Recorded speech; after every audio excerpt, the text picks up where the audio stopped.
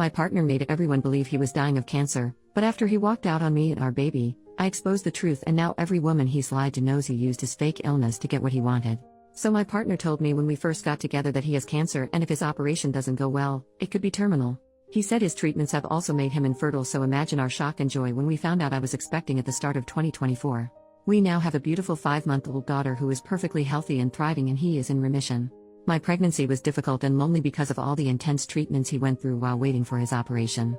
I did a lot on my own, knowing he desperately needed this to have the best chance possible of shrinking his tumor before having it removed so we can have a long happy life together as a family. He is currently living with his mom while he is in recovery so that it takes the pressure off me caring for both him and our baby until he is well enough to move into our new home with us. He still comes to our house and we go to his mom's all the time so our baby isn't missing him, and on Wednesdays he has his daddy-daughter days where it is just the two of them to make sure they are bonding well, and so he has the practice until he is well enough to care for her at home full time, and give me a little break too. Last week we had an attempted break-in at the house. I asked him to come over and stay here while I'm waiting for the locks to be changed because I'm scared, but he wouldn't. I was talking to his mom too, who slipped up telling me he wasn't home. Long story short, this is Reddit. I'm sure you can see where this is going. We argued for almost 2 days before my suspicions became too much and I went to Facebook. It took me less than an hour to find the first 2 women. During my pregnancy I was suspicious of a lot of things and put it all down to my hormones, as he would continuously tell me that I am paranoid and hurting him when I asked.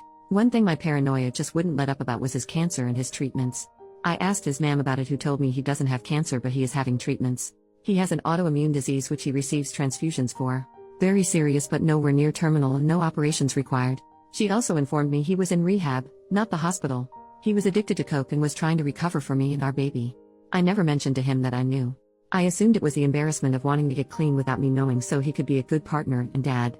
I was so proud of him for getting the help that I never spoke about it. With his autoimmune disease, his man explained how brutal this has been for him and that he did have chemo a few years back, so maybe that's why he's confused. Pregnancy brain is a real thing, or maybe I'm just too blindly in love because I accepted this and never questioned it again. After discovering the first 2 women, I sent my partner a message telling him to let his girlfriend know I'm asking after her and not to bother coming home anymore. I've had the locks changed from the break-in so he can't get in anyway. He was getting panicky and started begging me to answer the phone and let him come see me so he could explain everything. I started to see everything for what it was for the first time and realized how long he had been gaslighting me for, and told him no. Realizing he couldn't get through to me and now aware I was trying to contact his girlfriend, he panicked and went to her instead. During that time, I found a photo she had shared of the 2 of them and shared it to my profile with the caption, "Can someone please ask this woman to contact me?" She instantly blocked me, but her sister got in touch with me instead. Apparently the family have never trusted him and knew something was wrong. This affair is serious enough to have met the family. She says he has told her not to speak to me as I'm a deranged stalker he slept with once years ago and have been hunting him down trying to convince people my baby is his. I send her a photo of the birth certificate and us in hospital together to show her sister before he can lie to her anymore. During this, I'm also messaging another woman who is pissed at what he has done and is helping me with all the information she is aware of. She tells me he broke her heart by cheating on her without even knowing he was cheating on me too. So far I have the current timeline. Chemo in March? A 19-year-old. Rehab in April to July? A woman of an appropriate age this time but also cheating on her. August to now? His 20-year-old girlfriend. I then find out his emergency cancer medication that he had to leave for in the middle of labor was actually the fact my 2 failed epidurals, screaming in agony begging the doctors to help because I thought I was dying while the emergency team rushed in to place extra monitors on our baby in distress was actually just a huge turn-on for him, so he needed to go sleep with a 20-year-old before making it back just in time to kiss me before I went into emergency surgery. This was Sunday, it is now Saturday the following week. I made a post on Facebook calling out my partner for his actions, with photographs, medical notes and evidence, and asking people to leave me alone on Tuesday after 48 hours of no sleep, multiple calls to the crisis team and a barrage of harassment from his friends and family who want to sue me for character defamation. If this was a regular affair, I'd lick my wounds and move on, but I have now learned I have been leaving my daughter alone with a drug addict who is claiming he doesn't know me or his daughter to others but demanding custody rights to me. Tens of women have now come forward who have also dated him during our relationship with no idea of me or each other. This is obviously really shitty, but what upsets me the most is that I noticed the pattern. He has told every single one of these women that he has cancer and can't get them pregnant. I said my labor and delivery was difficult. I was induced due to an infection I had. My GP had told me I had an STI, and although I understood and took the treatment and was induced, my madly in love pregnancy brain never accepted it as an STI until I went back this week and checked my hospital discharge notes, and it was there in big bold letters. Sensitive, partner STI. He has been telling women that he has cancer and can't get them pregnant so they don't need protection, which led to an STI which almost unalived me and his daughter in labor, and he wasn't even there to be with us because he was sleeping with a young girl who also believes he has cancer. I decided to let everyone know that he in fact does not have cancer by using a screenshot of his mom's messages. All the women he has slept with to make sure they take a pregnancy and STI test, all his friends who he has been guilting for years over his condition, and also social services and the police for sexual endangerment. Me and my daughter now have safeguarding in place for us from a local organization for women leaving abusive relationships, so I feel very safe to reveal the truth about him and make sure all of his partners are safe and informed, seeing as he couldn't uphold his legal obligation of declaring an STI. I guess his postpartum girlfriend will do it for him. I have also had contact from many of his old friends, band members and ex-partners who have all gave me testimonies to use for the police and as backup for if his mother does in fact try to sue me. This man has been lying and manipulating women for over 9 years. So far everyone is now aware of his lies and I am waiting for my in-person meeting with the police.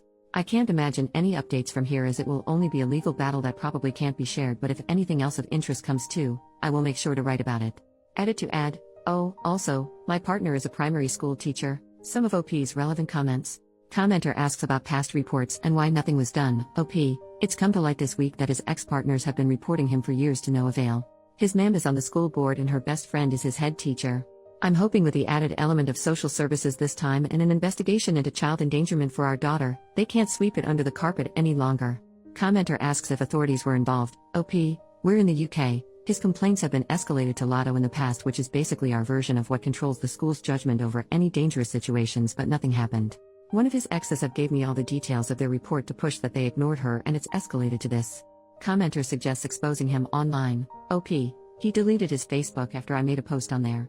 He is the most convincing person you have ever met, but for the first time, someone proved him wrong by posting medical evidence and he couldn't take it.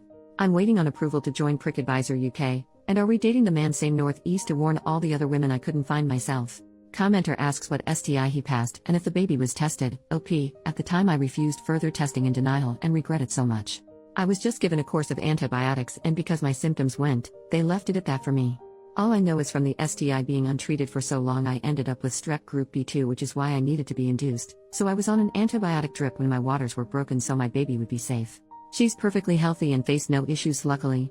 I think I've been lucky and whatever is was must not have turned to an STD because my medical documents only say partner STI.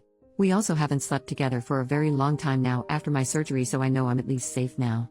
Commenter asks how he was able to juggle everything. OP, he would disappear from time to time and switch his phone off a lot, and not living together was a huge help for him. He would tell me he needed set days and time etc. as he can only work in routines for his recovery. Obviously I can look back now and see that really, he just needed to know which girl was where and when. I've been told by multiple people now that he will often just don't turn up to work because he's on a bender or at a woman's house, and I was kept in the dark because his mom's best friend is the head teacher and would cover for him. Commenter says their ex also faked cancer, was a drug addict, and abused them. OP, if he lives in the UK and used to be in a feminist punk band then there's a good chance. I'm so sorry for your experience and hope you've healed. X. Commenter suggests warning parents and exposing the school's involvement. OP, sadly I think parents are aware and not receiving help from the school in the situation. One woman he dated during the summer and she realized who he was when she went to drop her child off at school in September. She's been updating me to let me know that he wasn't seen in school for multiple days after my health visitors and social worker began the reports on Monday, but he was back in half a day Friday. Update, the next day, 9 hours later, I've spoken to the police this morning. There is nothing they can do unless they find the drugs on his person in the school, so nothing is stopping him from snorting a line before he starts work as long as he takes nothing else with him. They've implied the loophole is that they catch him behind the wheel and if some reported him driving on substances they could catch him that way. They said they can confirm that multiple reports and investigations have begun before even my report, so they are unable to share much information with me, even though he case involves me, but they told me it is imperative I apply for Clare's Law and have helped me with the application. It can take up to 10 days for my in-person meeting to provide my documents, and then it can take several weeks for the information to be shared with me. Knowing what I do already, I feel sick that they have told me how important it is for me to make this application. I can't believe in a few weeks, he's going to discuss me even further when I receive his police records. My only silver lining is that once I have the police reports, on top of my medical reports, he doesn't stand a chance in family court and me and my girl will be free to restart our lives together.